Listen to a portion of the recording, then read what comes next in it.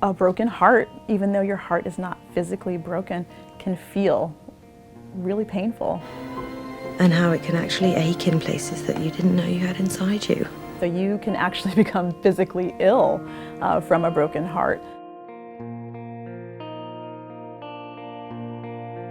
So my first piece of advice I would give to anybody who's experiencing a heartache or a broken heart is to take your time. You'll get over her. I think it's kind of like how they say, there's plenty of other fish in the sea.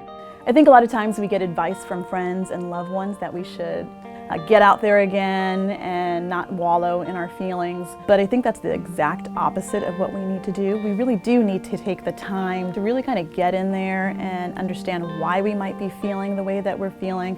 I love you. Liar! Bottling up emotions leads to feelings of resentment, feelings of bitterness, depression, loneliness, and can oftentimes lead to serial dating and repeating the same patterns over and over again. All my romantic stories are a scrambled version of that first one. If you find that it's interfering with your day-to-day interactions, then at that point I would suggest that you get additional help. Maybe the support of a therapist. And breaking up with a loved one or a partner is a particular kind of loss. It's different than other kinds of losses because the person is still there. The relationship is gone, though. Are you breaking up with me? I don't see how it's gonna work. If there's one piece of advice that I would give to anybody, it would be to become anti-social media.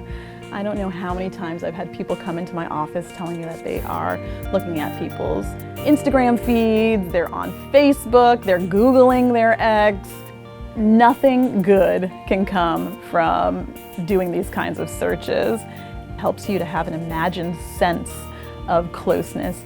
So I would advise you to stay away from social media. I really encourage anybody to practice any kind of mindful activities. And it can be body scans, it can be yoga, it can be mindfulness meditation, it can be mindful eating. But if you can take the time to be present, to be aware of what your thoughts are, to be curious about what your thoughts are and where they're coming from, and to understand that your feelings are linked to those thoughts. I think it's really important for you to have a clear vision of what moving forward looks like to you. And then once you can do that, you can take a few steps backwards and figure out what it is that's happening in your life now that's preventing you from being able to move forward.